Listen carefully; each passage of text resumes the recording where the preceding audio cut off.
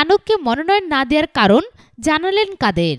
একাদশ জাতীয় সংসদ নির্বাচনে জাহাঙ্গীর কবির নানক, আব্দুর রহমান সহ আওয়ামী লীগের ৫ শীর্ষ নেতাকে মনোনয়ন না দেওয়ার কারণ ব্যাখ্যা করলেন দলের সাধারণ সম্পাদক ওবায়দুল কাদের। গতকাল বিকেলে আওয়ামী লীগ সভানেত্রীর ধানমন্ডির রাজনৈতিক কার্যালয়ে দলের পক্ষ থেকে এক সংবাদ সম্মেলনে সাংবাদিকদের প্রশ্নের জবাবে তিনি এ কথা বলেন। ওবায়দুল কাদের বলেন, জঙ্গি বলেই মনোনয়ন পেয়েছেন। জঙ্গি তৎপরতার সঙ্গে জড়িত ব্যক্তিদের অনেকেই বিএনপি থেকে মনোনয়ন পেয়েছেন। তারা এখনও ঘোষণা করেনি, তবে এটাই স্বাভাবিক ব্যাপার যে তারা মনোনয়ন পাবেন। তারা জঙ্গিবাদের পৃষ্ঠপোষক, এটা আমরা অনেকদিন আগে থেকে বলে আসছি। বিএনপি জঙ্গিবাদের পৃষ্ঠপোষক, তারা জঙ্গিকে মনোনয়ন দেবে, এতে অবাক হওয়ার কিছু নেই।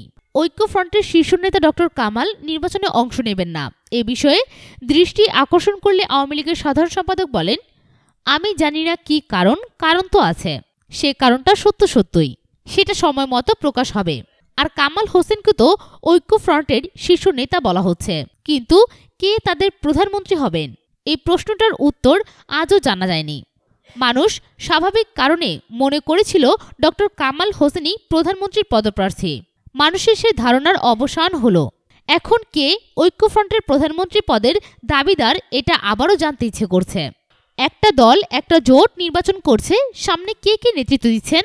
বিএনপির নেত্রী খালেদা জিয়া নির্বাচনে অংশগ্রহণ করতে না পারলে দেশে কোনো অস্থিতিশীল পরিবেশ সৃষ্টি হওয়ার সম্ভাবনা দেখছেন কিনা জানতে চাইলে ওবায়দুল কাদের বলেন, আমাদেরও তো আছে।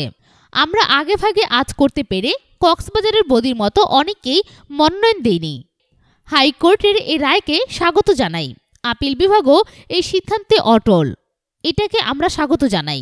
নির্বাচন বানচালের ষড়যন্ত্র হতে পারে কিনা জানতে চাইলে কাদের বলেন, হ্যাঁ করতেই পারে, কারণ তারা তো নির্বাচনের ১ মাস আগেও প্রধান নির্বাচন কমিশনারের পরিবর্তন চায়।